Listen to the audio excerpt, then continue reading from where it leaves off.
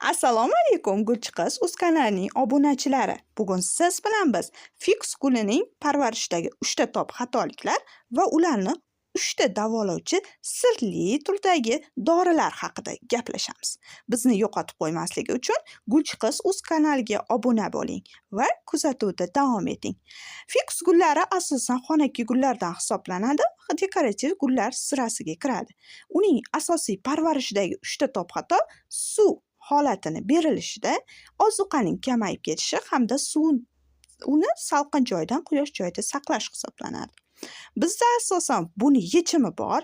Bularga stop qo'yamiz hamda fiks guli uchun 3 ta top sirli dori deb aytdik. Ular kemiriliokos, fitosvarum hamda yantar kislota. Bularning uchovini birlashishi sirli dorini tashkil qiladi hamda fiks gullaringizni yana o'z holiga qaytishi uchun yordam beradi.